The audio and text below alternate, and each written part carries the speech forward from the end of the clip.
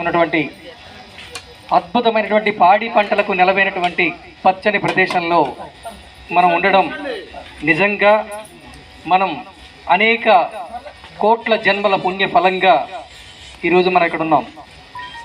ఇది ఎంతటి అదృష్టం అంటే ఇలాంటి అదృష్టాన్ని ఎప్పటికీ కోల్పోకుండా మనం జీవించాలని తెలియజేయడానికే మనకి ఈ జన్మ వచ్చింది. ఇంత అద్భుతమైనటువంటి ఈ జన్మ వచ్చినందుకు మనం సదా సర్వేశ్వరుడికి రుణపడి ఉండాలి. ఇంత అద్భుతమైనటువంటి కార్యక్రమాలను చేసుకోవడానికి అవకాశం కలిగించినటువంటి గణపతి దేవునికి మనం ప్రణామాలు హృదయపూర్వక పాదాభివందనాలు తెలియజేస్తుందాం. ముఖ్యంగా ఇక్కడికి రావడానికి కారణం మా పరమేశ్ గారు చాలా రోజులుగా బాబా రావాలి, ఇక్కడికి మా కాలనీకి రావాలి, మా ఇంటికి రావాలి, కార్యక్రమం ఏర్పాటు చేస్తానని చెప్పి అన్నారు. గతంలో ఒకసారి పిలిచారు కానీ అప్పట్లో కొన్ని అనివార్య కారణాల వల్ల రాలేకపోయాం. ఈరోజు వచ్చాం. నాతో పాటు మా గురుగారు అయినటువంటి నాగేశ్వర బాబా గారు, అలాగే గుప్తా సాయి గురుగారు రావడం మాకు ఎంతో గర్వకారణం, సంతోషం. అలాగే మా డాక్టర్ గారు జానకిరామయ్య గారి ద్వారా మా పరమేశ్ గారు మాకు పరిచయం. ఒక్కసారి పరిచయం అయితే ఆ పరిచయం జీవితాంతం ఉండిపోవాలి, జన్మలకి గుర్తుండిపోవాలి. అలాంటి పరిచయాన్ని మనం కోరుకోవాలి. అలా ఉండేలా మన జీవన విధానం ఉండాలి. మన నిరంతరం ప్రయాణం కొనసాగాలి. ఏ ప్రయాణం కూడా, ఏ పరిచయం కూడా ఊరకనే మొదలవదు. అనేక జన్మల ఫలం ఉండి, సంబంధం ఉండి, బంధం ఉంటే తప్ప ఒక మనిషిని మరొక మనిషి కలవలేడు. ఎందుకంటే ఈ ప్రపంచంలో ఎంతోమంది పుడుతుంటారు, గిడుతుంటారు. ఒక నిమిషానికి కొన్ని వేల మంది పుడతారు, కొన్ని వేల మంది మరణిస్తూ ఉంటారు. ఆ పుట్టిన వాళ్ళల్లో కొంతమంది మాత్రమే పరిచయస్తులుగా మారుతారు. ప్రతి వ్యక్తిలోనూ కూడా ఉన్నటువంటి పరమేశ్వరుడు ఒక్కడే. ప్రతి జీవిలో ఉన్నటువంటి ఈశ్వరుని శక్తి ఒక్కటే. అంతటా ఉన్నటువంటి శక్తిని మనం సర్వేశ్వరుడు అంటున్నాం. అందుకే మనది సనాతన ధర్మం. సనాతన ధర్మంలో మనం ఉన్నాము అంటే అది మన అదృష్టం, అది కోటి జన్మల పుణ్యఫలం.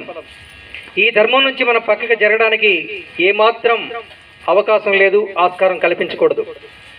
ఎన్ని మతాలు వచ్చినా, ఎన్ని మార్గాలు మొదలైనా చిట్ట చివరికి అన్నీ కూడా మన మార్గంలోకి, ఈ ధర్మంలోకి కలవాల్సిందే.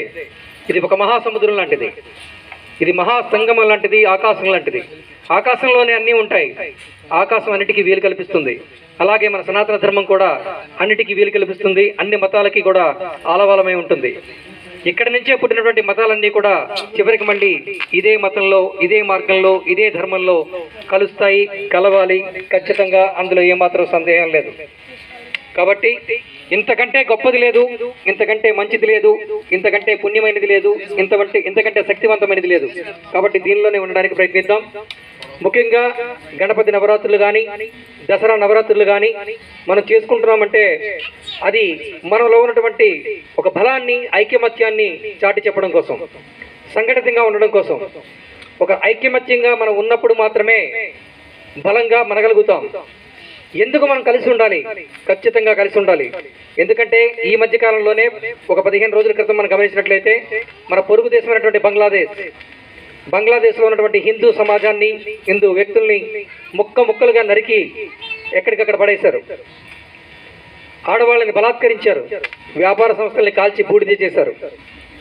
ఎందుకంటే ఒక సమూహం, ఒక విధమైనటువంటి మూఢనమ్మకం పెరిగిపోతే అక్కడ ఉన్నటువంటి తక్కువగా ఉన్న దానిని వాళ్ళు నాశనం చేయడానికి ప్రయత్నిస్తుంటారు. కానీ మన భారతదేశంలో అలా కాదు. ఇక్కడ ఉన్నటువంటి మైనారిటీ సంస్థలు ఏమన్నా, తక్కువ ఉన్నటువంటి మతాలు, తక్కువ సంఘాలు ఉన్నా మనం వారిని ఎవరిని కూడా తోలనాడం, ఎవరిని ద్వేషించం, వాళ్ళ మీద దాడి చేయడానికి ప్రయత్నించాం. అదే మన ధర్మం యొక్క గొప్పతనం. అలాగే ఉండాలి.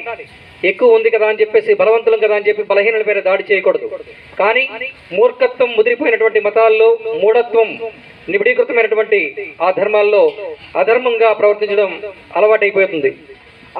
అక్కడ జరిగింది కదా మనకేమవుతుందిలే అనేటువంటి ఆ నిర్లిప్తత మనలో ఉండకూడదు.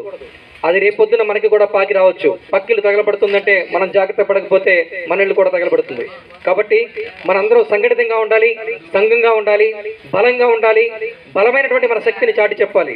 అలా చాటి చెప్పడం కోసమే ఇలాంటి ఉత్సవాలు కానీ, పూజలు కానీ, వ్రతాలు కానీ, నోములు కానీ సహకరిస్తూ ఉంటాయి. అందులో అందరూ కూడా పాల్గొవాలి. వీధికి ఒక గణపతిని పెట్టాం, ఇంటికి ఒక గణపతిని కూడా పెడతారు. హైదరాబాద్లో అయితే, హైదరాబాద్లో అంత అద్భుతంగా చేస్తారు గణపతి నవరాత్రులు. మనం కూడా అలాంటి స్థాయిని తీసుకురావాలి. అయితే మన వలన సాటి వారికి ఎటువంటి అపకారం కలగకుండా, ఎవరికి ఇబ్బంది కలగకుండా మనం ప్రయత్నిస్తూ, ఎవరిని కూడా ఇబ్బంది కలిగించకుండా మనం చేస్తూ మన పూజలు మనం చేసుకుంటూ ఉండాలి. పూజ అయినా, ప్రార్థన అయినా, నమాజ్ అయినా అన్నిటి యొక్క అంతిమ సారం ఒక్కటే. మనం మానవ జీవితం ఆనందంగా గడవాలి, సంతోషంగా మనం జీవించాలి, సాటి వాటిని మనం ప్రేమించాలి, ప్రతి ఒక్కడి మంచిని క్షేమాన్ని మనం కోరుకోవాలి. అదే అందరి యొక్క ఆశయం, అంతిమ లక్ష్యం. అది మన సనాతన ధర్మంలో ఎక్కువగా ఉంది. కాబట్టి ఈ ధర్మాన్ని మనం పెంపొందించుకుంటూ, ఆలయాల్ని ఎక్కువగా దర్శిస్తూ, పునర్నిర్మిస్తూ, ఎక్కువ ఆలయాలు కట్టడానికి మనం ప్రయత్నించాలి. ఇంతకుముందు పాడైపోయినటువంటి ఎన్నో ఆలయాలు ఉన్నాయి, వాటిని మళ్ళీ పునరుద్ధరించి మంచిగా బలంగా వాళ్ళని తీర్చిదిద్దుకోవాలి. ప్రతి వారు కూడా కనీసం వారానికి ఒక్కసారైనా సరే దైవ దర్శనం చేసుకోవాలి. దైవ దర్శనం అంటే గుడిలో మాత్రమే ఉంటాడా అంటే కాదు, ప్రకృతి సమస్తము కూడా దైవమే ఉంటుంది. ఉదయం సూర్యోదయాన్ని లేచిన వెంటనే మన సూర్య భగవాన్ని దర్శించుకుంటే అదే పరమేశ్వరుని మనం ప్రత్యక్షంగా చూసినట్టు. అలాగే సాయంకాలం వేసరికి మన చంద్రబింబం కనిపిస్తుంది. చంద్రుడు ఒక లింగం, చంద్రలింగం, సూర్యుడు ఒక లింగం, సూర్యలింగం, భూమి ఒక లింగం, భూలింగం, అగ్ని ఒక లింగం, అగ్నిలింగం, వాయువు ఒక లింగం, వాయులింగం, ఆకాశం ఒక లింగం, ఆకాశలింగం. ఎక్కడ చూస్తే అక్కడే పరమేశ్వరుడు ఉన్నాడు. పరమేశ్వరుడు లేని చోటు లేడు. మా బాబాలు చూపిస్తున్నాడు, నా హృదయంలో ఉన్నాడని. ఖచ్చితంగా ఉన్నాడు, అందరి హృదయంలో ఉన్నాడు. ఆత్మే పరమాత్మ. ఆత్మను మించినటువంటి గురువు లేడు. నీకు నీవే నిజమైనటువంటి గురువు. నీవు గురువై ఉన్నటువంటి నీ గుండెల్లో ఉన్నావు. నీ గుండెల్లో ఉన్నటువంటి గురువు నీకు మార్గదర్శకం కావాలి. గురువు అంటే ఎక్కడో వెతుక్కోవాల్సిన అవసరం లేదు. నీ హృదయంలో, హృదయ కుహరంలో, ధాన్యపు గింజ మొలక పరిమాణంలో వెలుగుతున్నటువంటి ఒక దివ్య జ్యోతి ఉంటుంది. ఆ జ్యోతే ఆత్మ. అదే పరమాత్మకి ప్రతిరూపమైనటువంటి పరమాణు స్వరూపం. ఆ స్వరూపాన్ని మనం పట్టుకోవడానికి, ఆ జ్యోతిని మనం దర్శించడానికే ఇటువంటి సాధనలు, పూజలు, భజనలు